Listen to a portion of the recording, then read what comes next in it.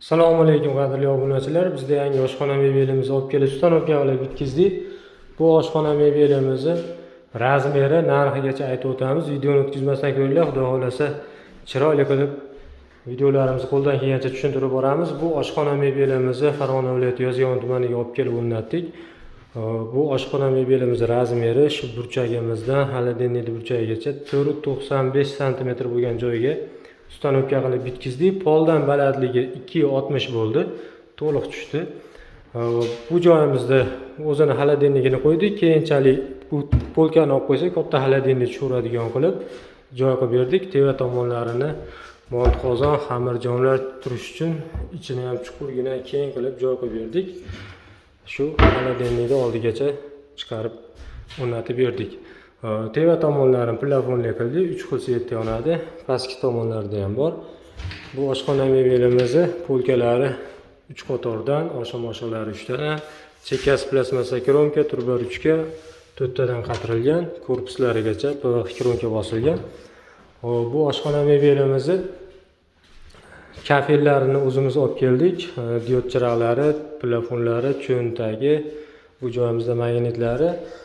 Mo'ykamizni Xitoy mo'yka qo'yib bering dedi, qo'yib berdik. O'zimiznikini pulini hisoblab chiqarib, bu mo'ykani qo'yib berdik. Video davomida aytib o'tamiz. Bu joyimizda kattagina aristona bor ekan. Aristonani o'radik. Tagida ham polkalik, ham gaz balon qo'ysa ham bo'laveradigan qilib joy qilib berdik.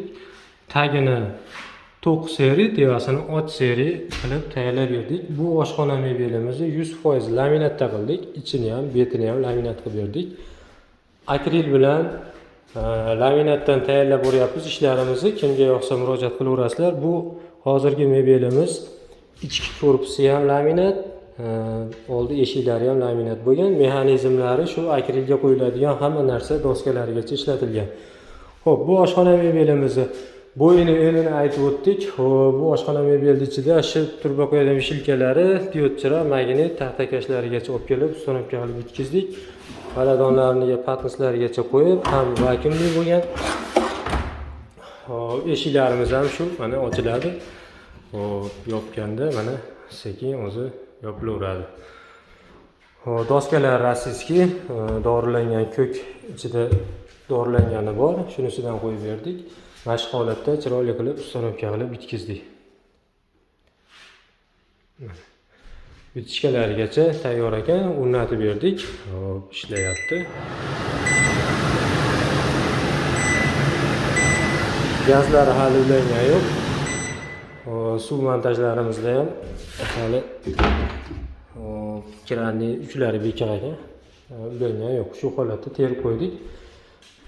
Mana shu holatda shu suv montajini santexnik akamiz ulab qo'ysa, tevadagi tuk montaji montor akalarga ulatib olinadi. Bizda uni ulab berish xizmati yo'q. Keyin tagda diodni imkon qadar rozetkaga olib kelib qo'yib beryapmiz.